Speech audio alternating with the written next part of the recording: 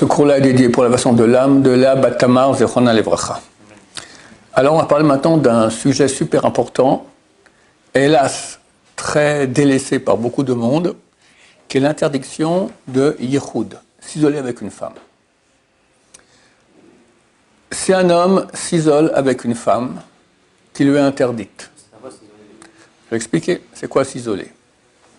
Ils sont dans une chambre fermée à clé. Ils sont dans une rue sombre à 2 heures du matin où il n'y a personne. Ils sont en plein soleil, dans le désert, les deux. Chaque endroit où, si on veut, on peut pécher ensemble, s'appelle Yichud, isolé. Alors, je peux m'isoler avec ma mère, je peux m'isoler avec ma fille.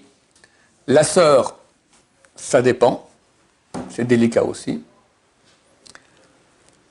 Ma grand-mère, ma petite fille, et c'est tout. Non, je peux m'isoler avec une fille qui a moins de 3 ans, avec ma femme bien sûr, je peux m'isoler avec une fille qui a moins de 3 ans, et une fille peut s'isoler avec un garçon qui a moins de 9 ans. On ne va pas d'après l'âge de majorité religieuse, 13 et 12 ans. Parce qu'un garçon à 9 ans, il peut déjà avoir une relation, et une fille, lo alechem, dès 3 ans aussi, il y a des tarés qui ont des relations avec des petites filles, hein, ça ne manque pas. Hélas. Cet interdit-là est un interdit de la Torah, pas des rabbanan, comme manger du porc. Hein? Même s'il n'y a rien. Avoir, bien sûr, c'est interdit la relation, le contact physique.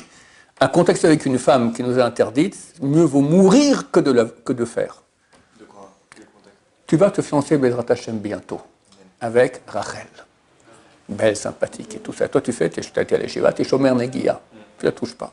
Tu arrives à la choupa. Le photographe te dit, avant la choupa, bon, prends-la dans tes bras. Comme ça. Juste mettre la main autour. Et non. Il sort un Kalachnikov. Écoute, mon cher ami, je vais faire la photo comme il faut bien. Ou tu la prends comme ça, ou je te flingue. Tu ouvres la chemise, tu dis, vas-y, tire.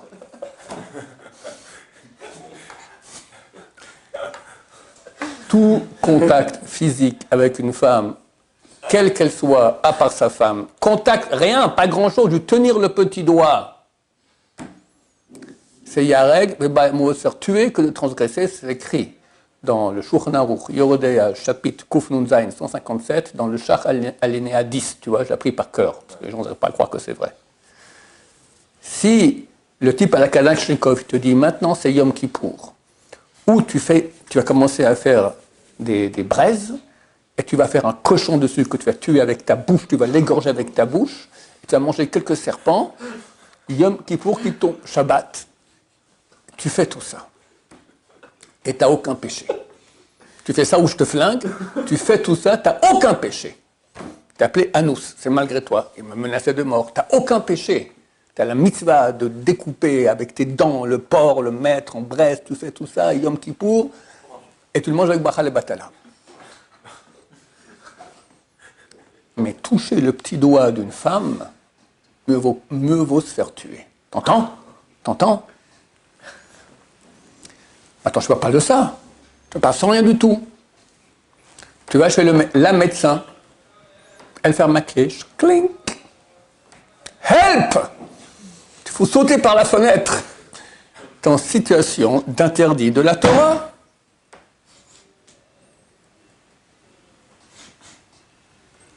C'est terrible. Si il y a plus qu'une femme ou plus qu'un homme, ça reste interdit, mais ça descend à des rabbanan. Avec un homme avec 1000 filles ou une femme avec 1000 hommes, c'est aussi interdit. Mais des rabbanan. C'est pas permis. Quand c'est 3 pour les Sfaradim, 3 et 3, c'est permis. 2 et 3. 3 et 3. Cacher les 3. Hein? 3 hommes et 3 Cachère. Pas cachère, des gens qui sont débauchés. Tu peux être... pour faire des... Bon, en 2 mots, il y a des gens qui sont débauchés, pour eux, ça ne change rien. Il y a 10 personnes... Plus on est de fous, plus on s'amuse, d'accord? On parle maintenant de 3 et 3, cachère. C'est pas Yichud, mais ce n'est pas forcément permis. Les gens m'ont écrit, on aurait passé un Shabbat, 3 filles, 3 garçons, dans une villa ensemble. Mais ça ne va pas. Taré.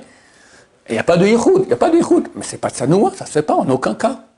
Donc ce n'est pas toujours que c'est permis. Mais pas pour des questions de Yichud, pour des questions de pudeur. Ça ne se fait pas. On passe un week-end ensemble, 3 garçons, 3 filles. Non mais ça ne va pas. Ken. Comment on peut inviter des gens à la maison alors Shabbat ou quoi? Alors, du moment qu'un homme, sa femme est là, ou la femme, son mari est là, il peut avoir quoi qu'il y ait, c'est permis. Parce que la femme fait attention à l'homme, l'homme fait attention à la femme. Il n'y a pas Yichud. Maintenant, si toi maintenant, tu n'es pas marié, mais tu vas chez ton oncle et ta tante, et ils sont hommes et femmes là-bas, alors ça va, il n'y a pas de problème. Il y a des femmes qui viennent, il n'y a pas de Yichud. Du moment qu'il y a un couple qui est présent, il n'y a plus de Yichud. Chez les gens non débauchés. Et s'il y a un couple, voilà, et il y a un homme célibataire et une femme célibataire? Un homme, s'il y a un couple, du moment qu'il y a un couple marié, Il y a un couple dans la pièce, ça sauve tout. Ça sauve tout au niveau de Yichud. Des fois, c'est pas non plus pudique. Ouais. Par exemple, on est médecin c'est une femme et qu'on va avec notre mère chez le médecin. Alors, la mère, non. La mère ne sauve pas de Yichud. Non. Le père, oui. Mais pas la mère. Mais attends, le père avec la médecin, c'est un problème aussi. Si une fille va avec son père chez un médecin homme, ça va, parce que son père la protège à elle. Mais une mère, une sœur, une fille ne protège pas. Une mère avec son fils chez une femme médecin. Voilà. Ça va pas pas. Non. Mais le fait que ce soit une médecin, ça change rien du tout? Quoi? Qu'elle a un médecin, que le médecin? Non, c'est-à-dire que c'est médical. Mais ouais, mais c'est une femme. Ça reste une femme. Bien sûr, c'est interdit. Quoi que ce soit pas verrouillé. Alors, si c'est pas verrouillé, et des gens peuvent rentrer à chaque moment, il y a aussi des gens sans verrouiller, personne n'ose entrer. Mais si l'infirmière, la secrétaire peut rentrer à tous les moments, ça va. Ah, ok. Ici, on laisse un petit peu la porte ouverte de quelques minutes. Encore mieux. Ouais, c'est bon. C'est même pas besoin. Normalement, même si c'est pas verrouillé, ça va. Mais si tu peux laisser encore un peu ouvert, c'est encore mieux. C'est ce qu'on fait quand vient un plombier à la maison. Ma femme, elle est seule, vient le plombier. Les plombiers savent très bien que très souvent, ils sont sollicités pour faire des péchés. Avec des femmes, ça arrive.